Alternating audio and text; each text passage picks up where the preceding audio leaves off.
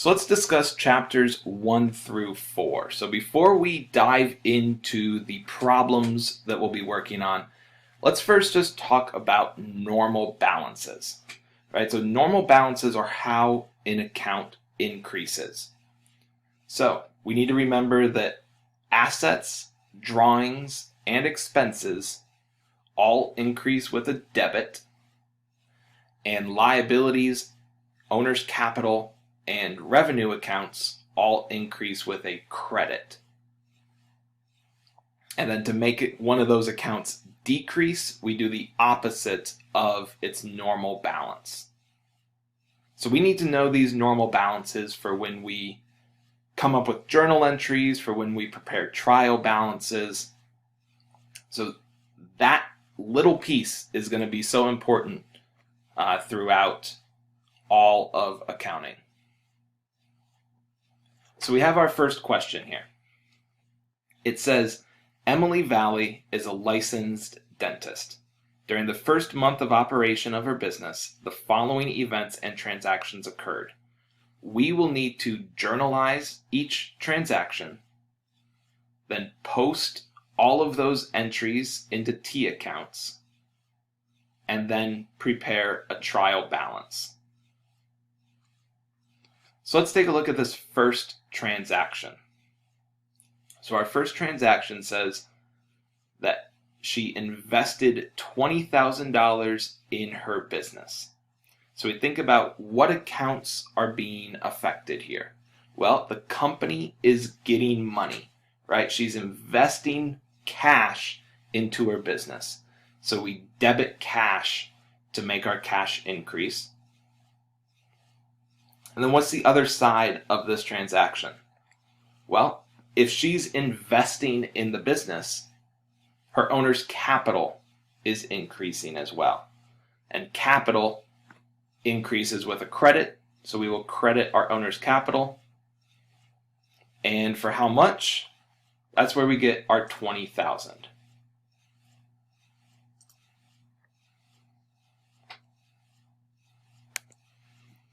Now our second transaction, hired a secretary receptionist at a salary of $700 per week, payable monthly.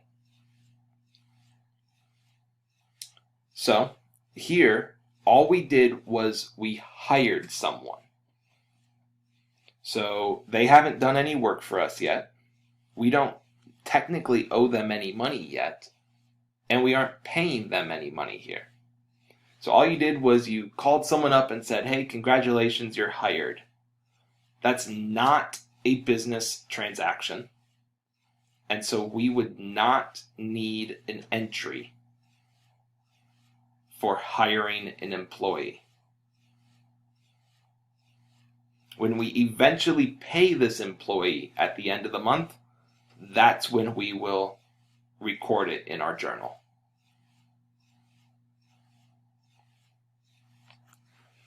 Now here on April 2nd, paid office rent for the month of $1,100. So you're paying this month's rent. Since it's just for this month, we will debit rent expense and credit cash for $1,100. Now, if we were paying office rent for 6 months or for a year, then we would deal with prepaid rent. But since we are just paying the office rent for the month of April, we just consider that an expense here.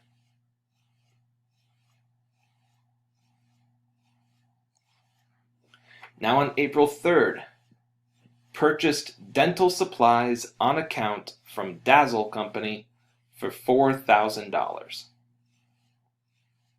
So we think about what accounts are being affected. Well, we are buying dental supplies and we are making this purchase on account. So our supplies, an asset account, has to increase, so we debit our supplies. And then how are we paying for these? On account. So we credit our accounts payable. And for how much? $4,000. Because we purchased supplies that were worth $4,000.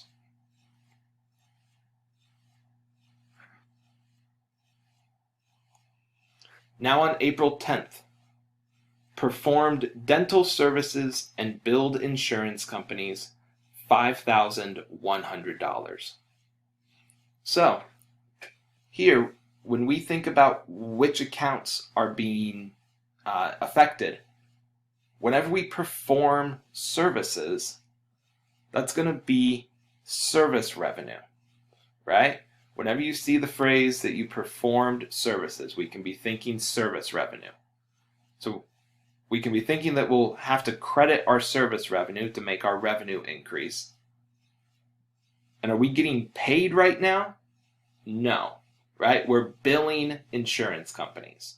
So whenever you bill someone or send an invoice, that's going to affect your accounts receivable.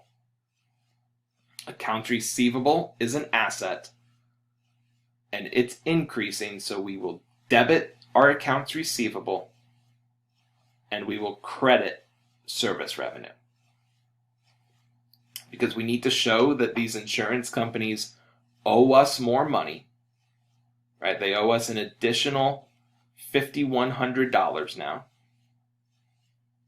And why do they owe us that money? Because we performed services. So we credit service revenue.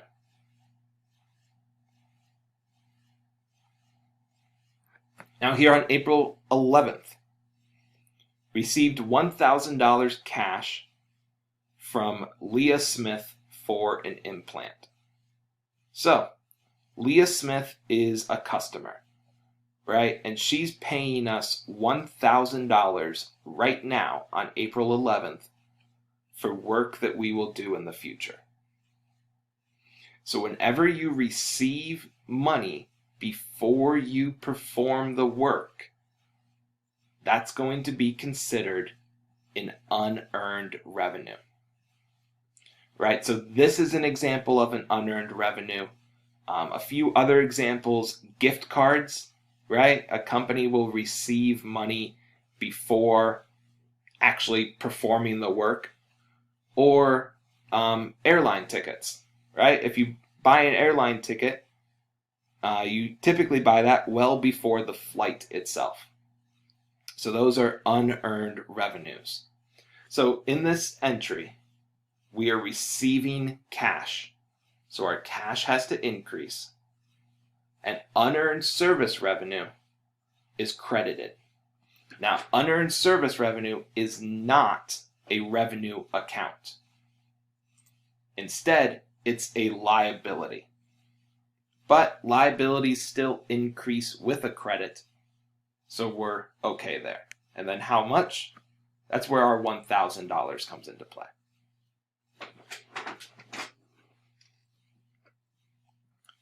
Now on April 20th, you received $2,100 for services performed, and you received it from Michael Santos. So another one of our customers paid us money for services. So what did we get? We got cash. Right? So our cash has to be debited here to make it increase. And why did we get cash? Well, we got cash because we performed services. Right? So our service revenue will be a credit.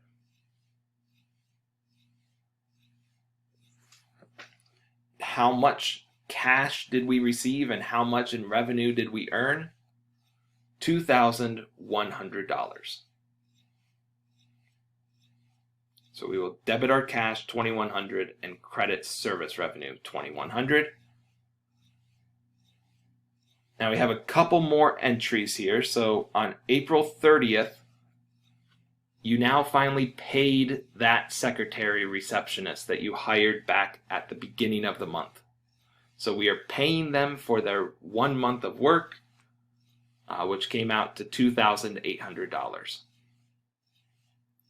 So how are we going to record this entry? Well, whenever you pay an employee their salary,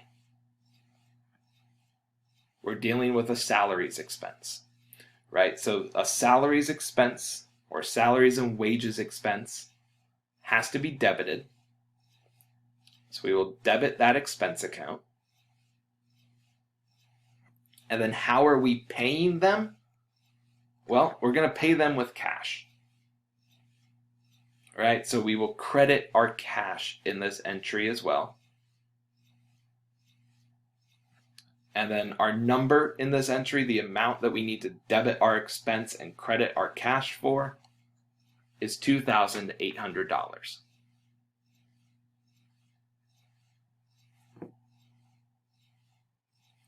Now our final entry.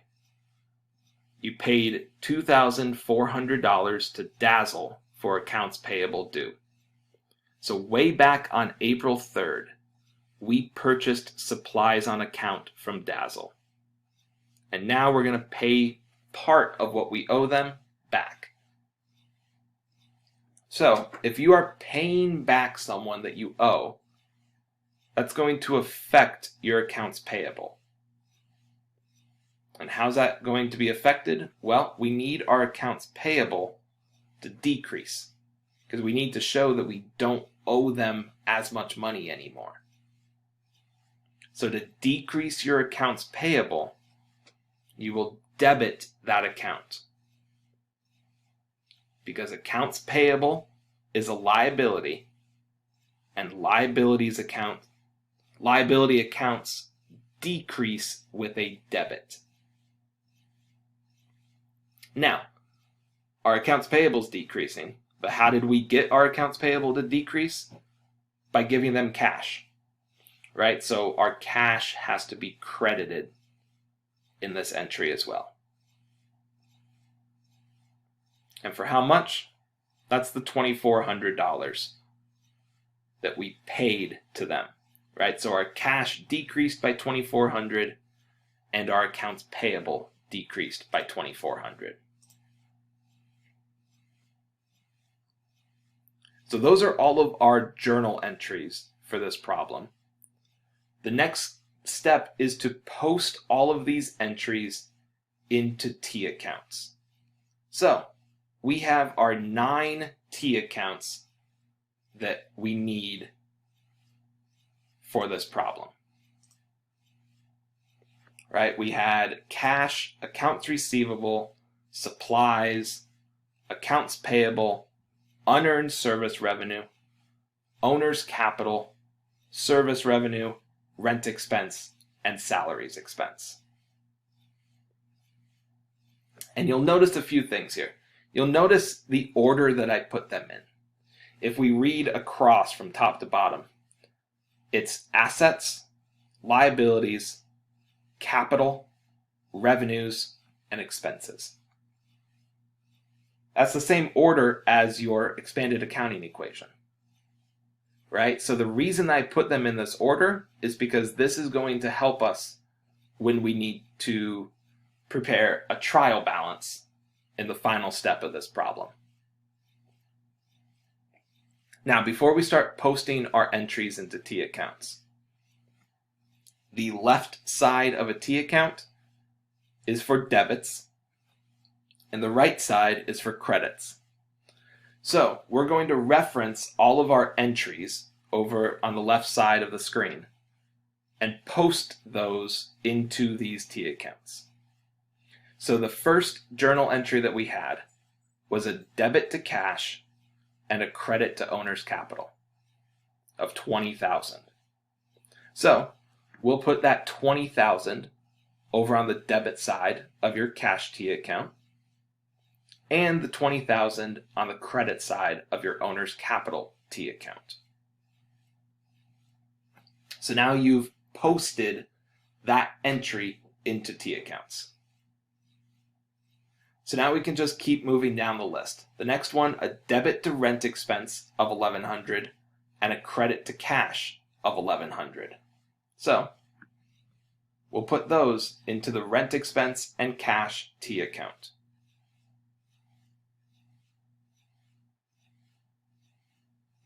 Our third entry, a debit to supplies of $4,000 and a credit to accounts payable of $4,000,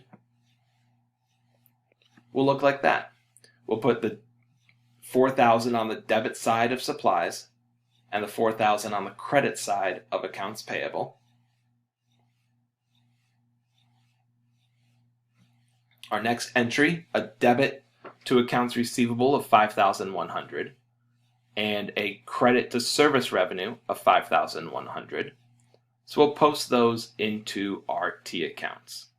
Again, the left side of the T account is for debits and the right side is for credits. Now we move on to our next entry. We debited cash $1,000 and we credited unearned service revenue $1,000. So we'll post that entry into our T accounts.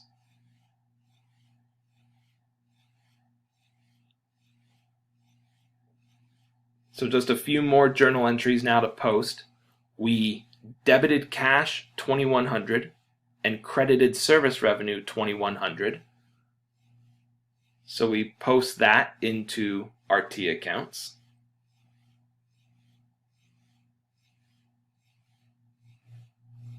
Then we debited salaries expense $2,800 and credited cash $2,800. And then our final entry was a debit to accounts payable of $2,400 and a credit to cash of $2,400. So you've posted all of your entries into T accounts.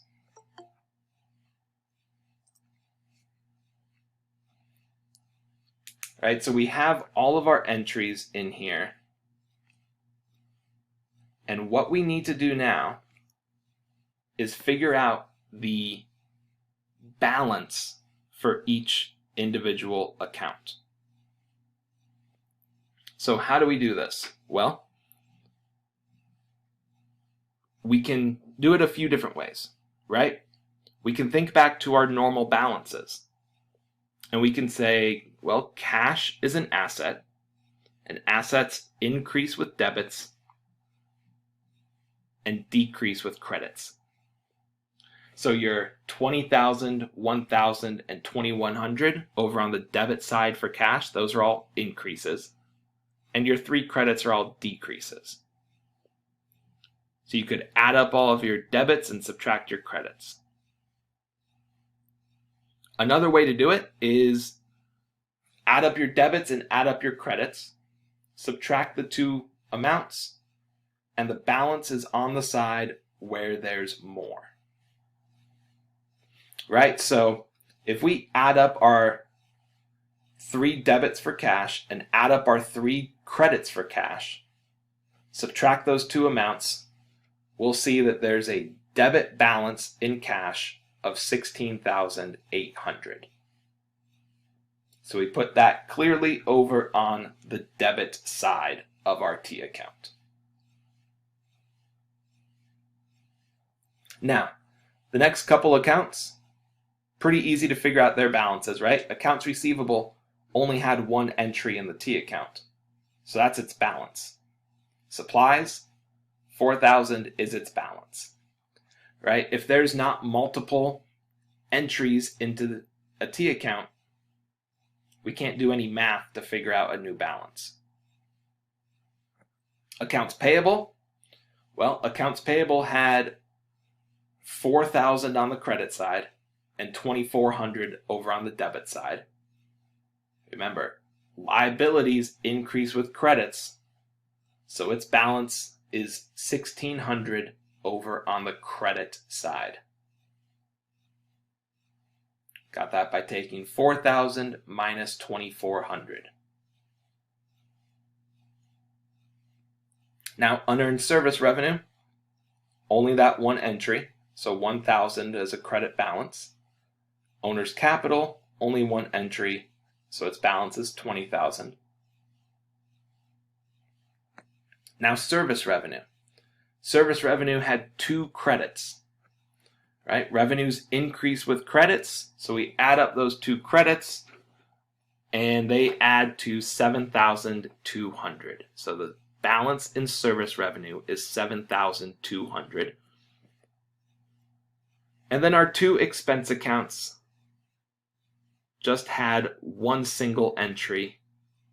So rent expense has a debit balance of 1,100, and salaries expense has a debit balance of 2,800. So now that we have all of these balances, now we can prepare a trial balance. So a trial balance is going to start off with this: the company name, then it's going to say trial balance, and then it's going to have the date that you prepared it. Right? So this was all for just the month of April. So April 30th, 2020. Now, you'll notice it says accounts, debit, and credit. What we do in a trial balance is we list out all of our accounts and then their balances in either the debit or the credit column. So that's why we first figured out all of these balances here in our T accounts.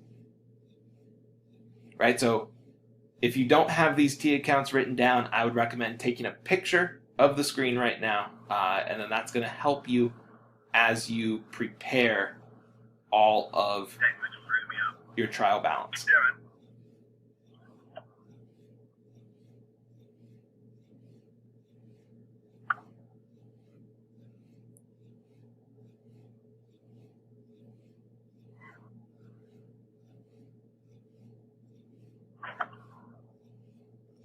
All right, so let's start creating our trial balance now. Now, we need to list out these accounts in a specific order. And that order is the order that I talked about a little bit earlier with the order that I listed out those T accounts in, right? It's going to go assets, liabilities, owner's capital, owner's drawings, revenues, and expenses.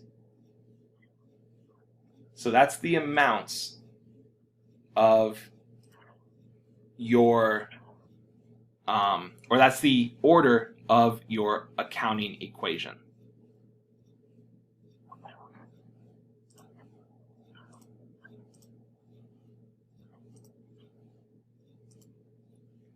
So we're going to start off with assets. Now, assets need to be listed in a specific order themselves. And that order is called your order of liquidity. So, your order of liquidity is how quickly can you turn it into cash, or how quickly you're going to use up that asset. So your most liquid asset will be cash. And we put the balance that we had for cash in the debit column because it was a debit balance. After cash, we have accounts receivable. Again, accounts receivables balance was in the debit column because it's an asset, right? After accounts receivable, we had supplies. So those were our 3 different assets. We had cash, accounts receivable, and supplies. And their 3 balances go in the debit column. After assets, we start listing out our liabilities. First one was accounts payable. Its balance of $1,600, you'll notice, is now over on the credit side, because a balance for a liability is a credit balance. After accounts payable is unearned service revenue. And that $1,000 balance is also on the credit side. So those were our two liabilities. After your liabilities comes owner's capital.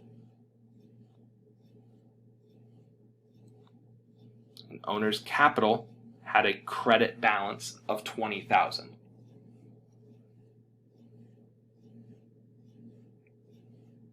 Now, after your owner's capital would be your owner's drawings. But in this example, you didn't have any owner's drawings, so we don't need to include owner's drawings on this trial balance. So after your capital here, we're going to list out our revenue account. So service revenue had a credit balance of $7,200.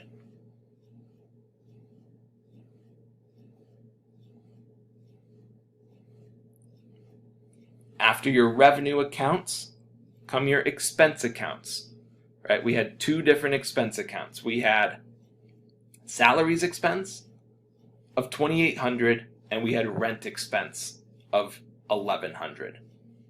And you'll notice I listed out the expenses in order from greatest to least.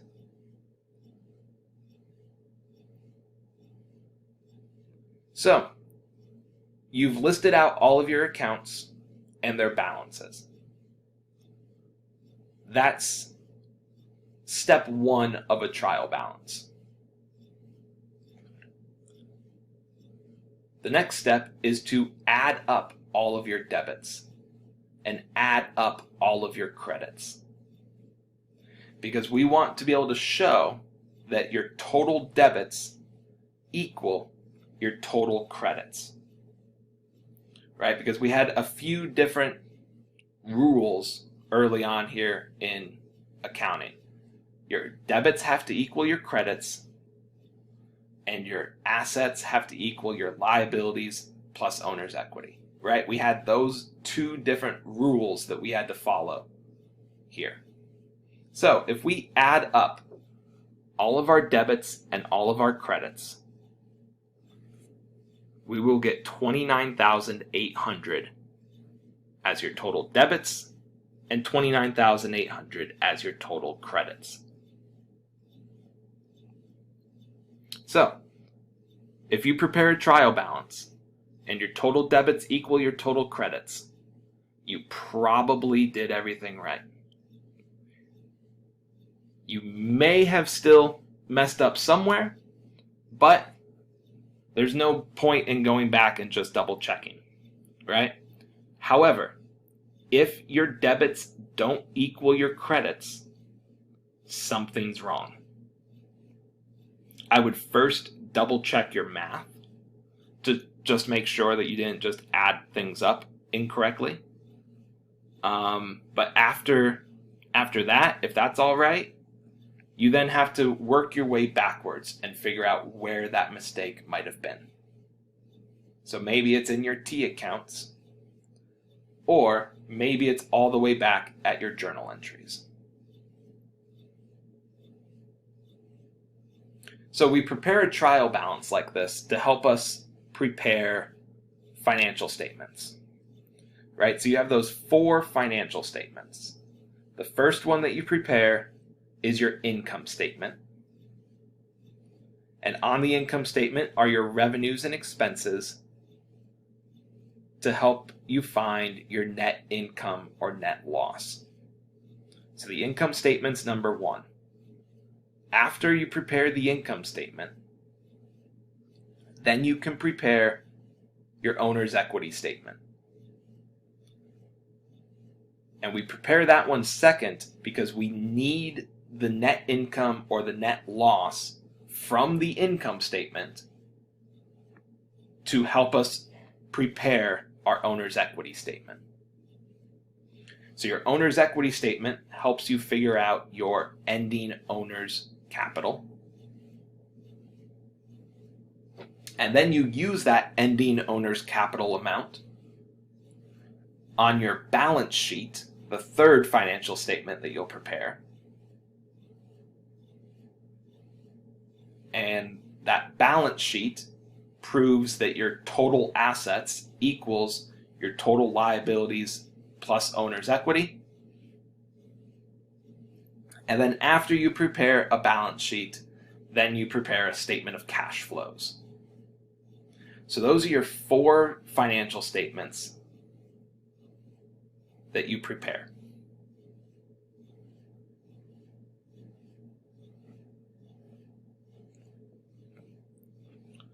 So question number 2.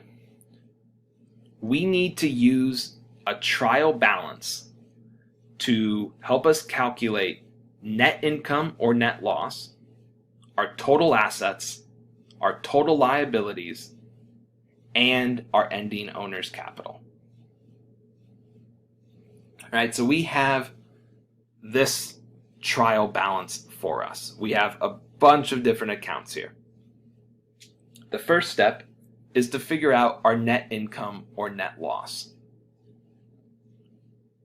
Well, we were just talking about that with the income statement, right? You find that by taking your total revenues and subtracting out your total expenses. So revenues minus expenses get you your net income or net loss. So we need to go through this trial balance to figure out our total revenues. Well, on this trial balance, we had a service revenue of $64,000 and a rent revenue of $6,500. So we had those 2 revenue accounts, $64,000 in service revenue, $6,500 in rent revenue. So our total revenues will be $69,500. So we'll keep that in mind for when we figure out our net income or loss. Now we can figure out our expenses. So we take a look over at our adjusted trial balance and we see we had depreciation expense of $8,000. We had salaries and wages expense of $55,700. And we had utilities expense of $14,900. So we had those 3 expenses, $8,000, $55,700, and $14,900. So your total expenses, if you add up those 3 amounts, are $78,600. So red flags should be going off right now, right? Our total revenues, $69,500. Total expenses, $78,600. Well, since our total revenues are less than our total expenses, we're not going to have a net income, right? We're going to have a net loss. So, if we take our total revenues of $69,500 and we subtract out our total expenses of $78,600, we end up with a net loss of $9,100. So we lost money in this month, in this year.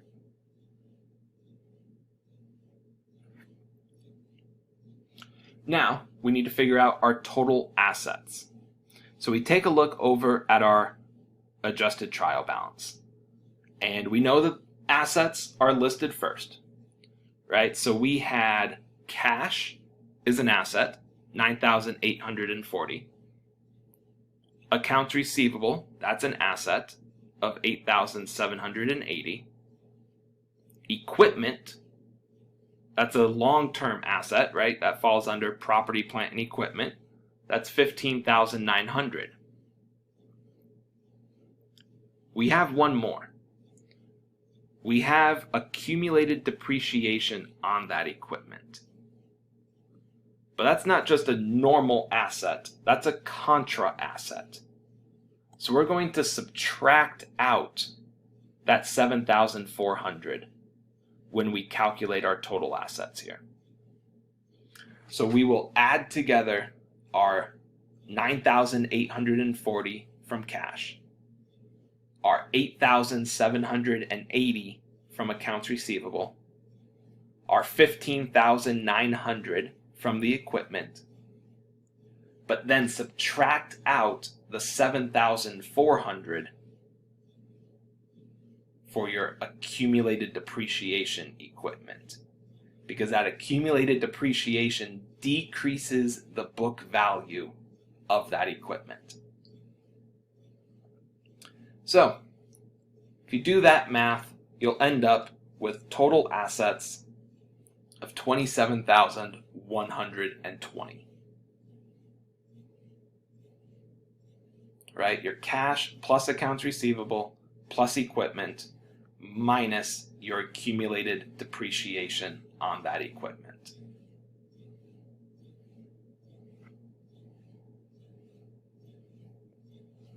Now we can move on to total liabilities. So once again, we're taking a look over at our adjusted trial balance, and we need to figure out what are our liability accounts. Well, liabilities come after your assets, right? So we're looking at accounts payable. That's a liability, right? Because that's money that we are liable to pay to someone.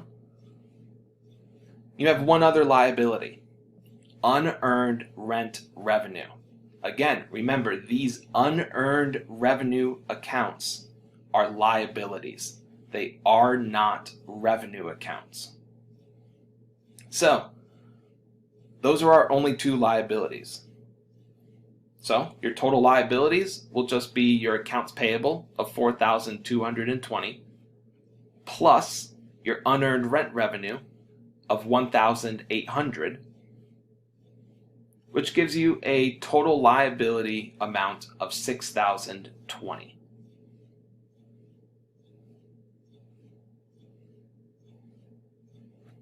So once we find our total liabilities, we can then figure out our ending owner's capital.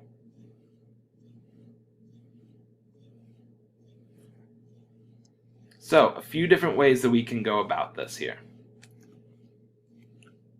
Let's make something that resembles a owner's equity statement, right? Where we start off with our beginning owner's capital. That's the $45,200 given to you on your adjusted trial balance. Then we subtract out this net loss of $9,100 that we've found earlier in this problem. And we subtract out the $16,000 in drawings that the adjusted trial balance shows us. So that's a total of $25,100 that we need to subtract out. Right? We need to subtract out $16,000 in drawings and $9,100 in a net loss.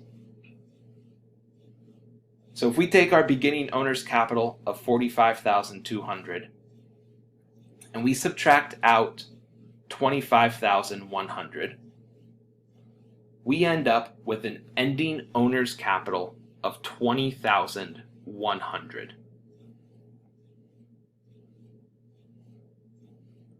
So that's one way that you could have found this. The other way is using your accounting equation. Right? Your total assets were $27,120 and your total liabilities were $6,020. So if you take your assets minus your liabilities, you would have ended up with $20,100. So those are the problems that we're going to be completing here during this review. I also just want to touch on a few things from chapters 3 and 4. Right? So chapter 3 discussed adjusting entries. Now, these adjusting entries will always have either a debit to an expense or a credit to a revenue. Right? So you need either a debit to an expense or a credit to a revenue. And the other account in that adjusting entry would be a balance sheet account. But make sure that that balance sheet account is not cash, because adjusting entries will never include cash. So that was really the big takeaway from chapter 3, right? Learning your adjusting entries. Chapter 4 focused on closing entries. So we had those 4 closing entries, right? First, you would close your revenues to income summary. Then your second one would be closing expenses to income summary. So you've closed revenues and expenses to income summary in your first 2 closing entries. And remember, when we are closing these accounts, we are zeroing out the balance, right? We want the ending balance to be 0. So step 1, we close our revenues to income summary. Step 2, close expenses to income summary. Step 3 is you close your income summary to owner's capital. So you zero out your income summary account. And then step 4, you close owner's drawings to owner's capital. So owner's capital is involved in these closing entries, but it is never closed itself. Owner's capital is a permanent account. So it's affected by your closing entries, but it is never closed. Your revenue accounts, your expense accounts, income summary, and owner's drawings, those are the 4 accounts that are closed. They're called temporary accounts. So after you close those accounts, their balances would be 0.